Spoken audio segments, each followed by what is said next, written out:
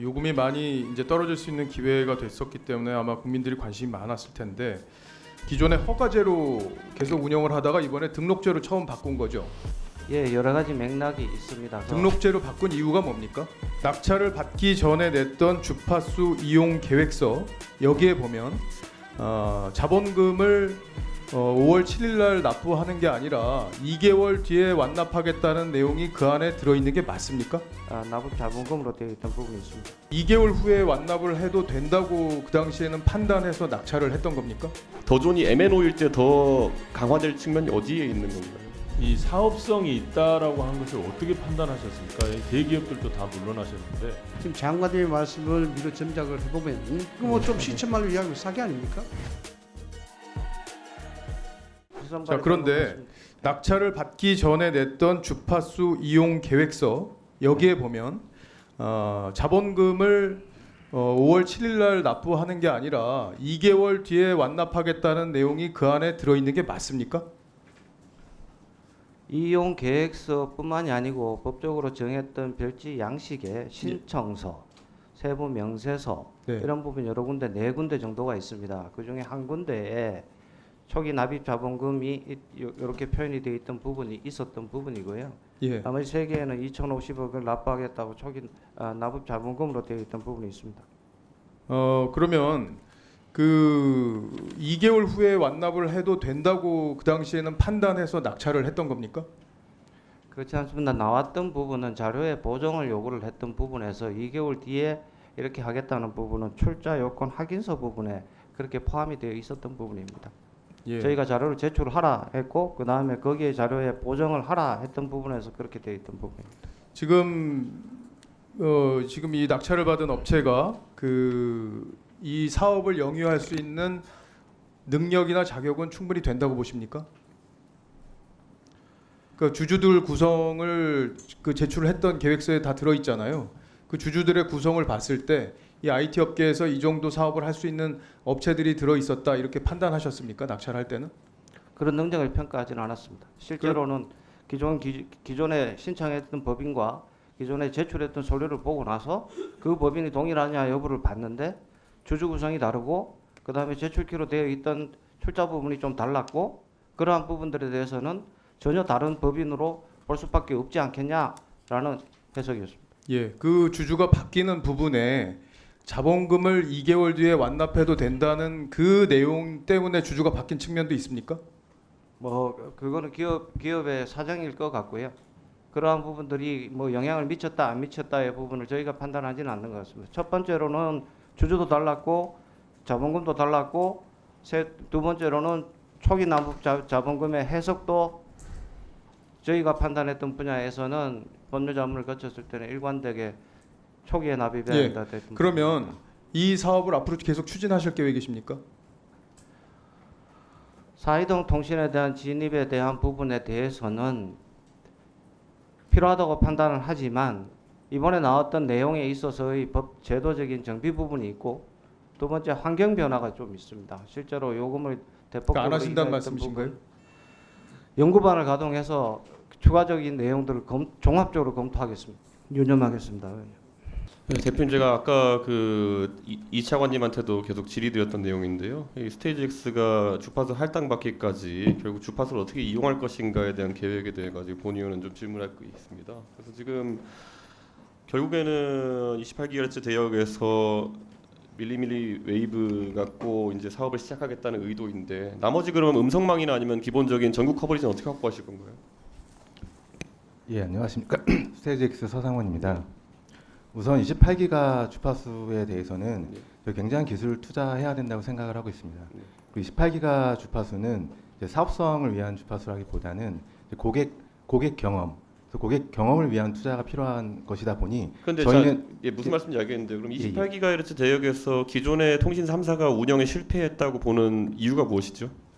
사업성이 없기 때문인데요. 제가 조금만 이어서 말씀드리자면 저희가 전국 단위 이제 로밍을 해야 하다 보니 저희가 우선 투자한 기술 혁신을 해서 투자한 것을 기반으로 제공을 해줌으로써 로밍에 대한 이제 원가 경쟁력을 확보하는 그때 1차적으로 저희가 활용할 수 있다고 판단하고 있었습니다. 그럼 로밍에 대한 원가 경쟁력이라는 거는 기존의 통신 3사가 보유한 망을 저가에 이제 임대 쓰겠다는 말씀이시고 그 과정에서 그러면은 단순히 기지국뿐만 아니라 유선 백홀이라든지 이런 부분을 전부 다 이제 싸게 임대받아 쓰는 방법밖에 없다 이런 말씀인가요? 그건 저희가 기술을 투자하고 혁신을 하고 거기에 따른 R&D 비용을 충분히 투자하는 것이니까 지금 당장 예를 그에 들어 서비스 대한 오픈할 이제 때 어떻게 하실 거냐는 거죠.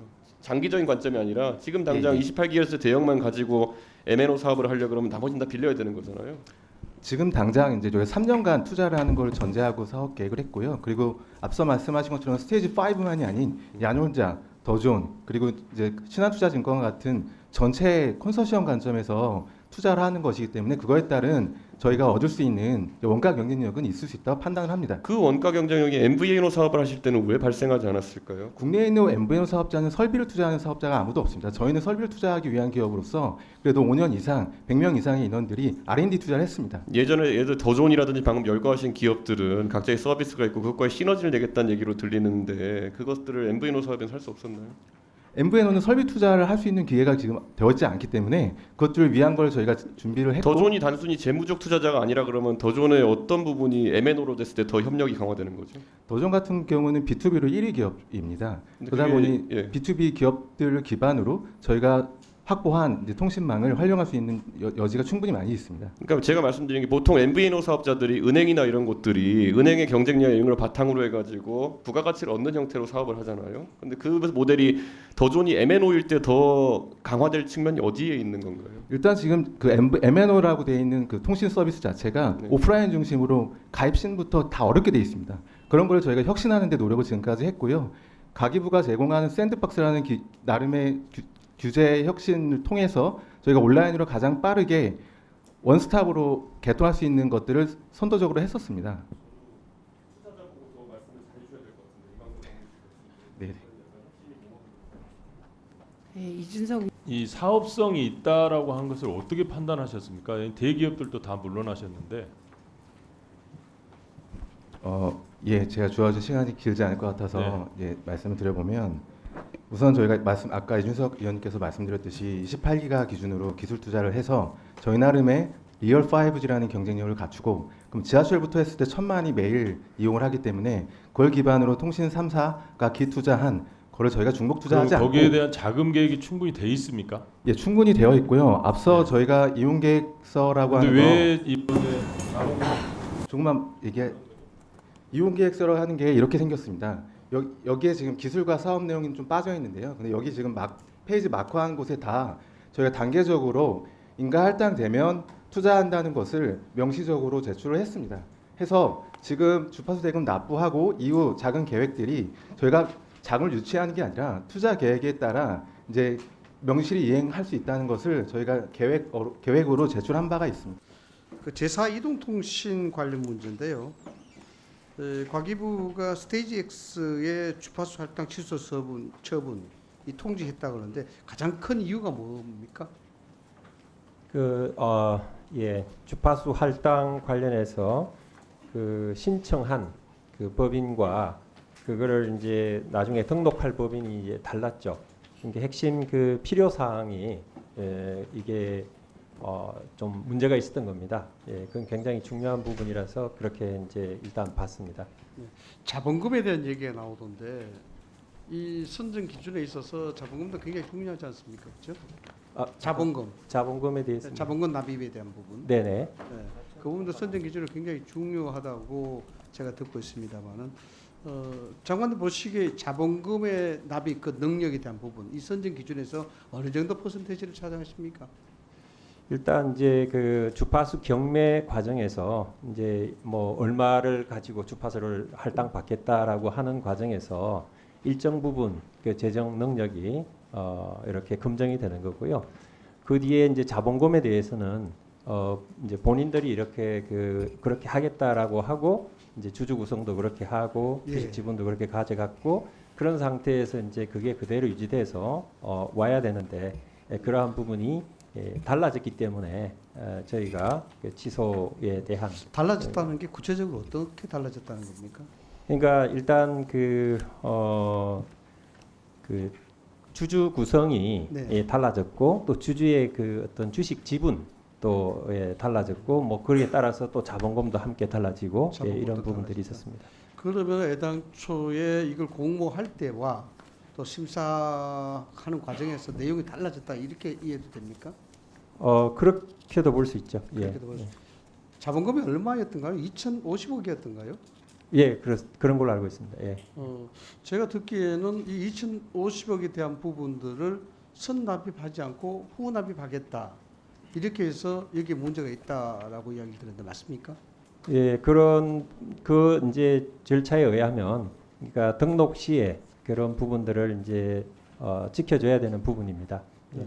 그래서 저도 뭐 기업 출신입니다만은 자본금의 선납입에 대한 부분들은 제4 이동통신이라는 국가적 사업에 있어서 이 회사가 그것을 감당할 수 있는 능력이 있느냐 없느냐 이거 보는 것 아니겠습니까? 일단 저희는 이제 그 필요 핵심 사항이 그러니까 신청 당시 신청 법인과 등록 법인이 이제 달라졌기 때문에 그러한 부분을 중점적으로 봤습니다. 신청 법인과 등록 법인이 다르다. 예, 그렇게 된 거죠 결과적으로. 같은 법인이 아니다는 얘기죠.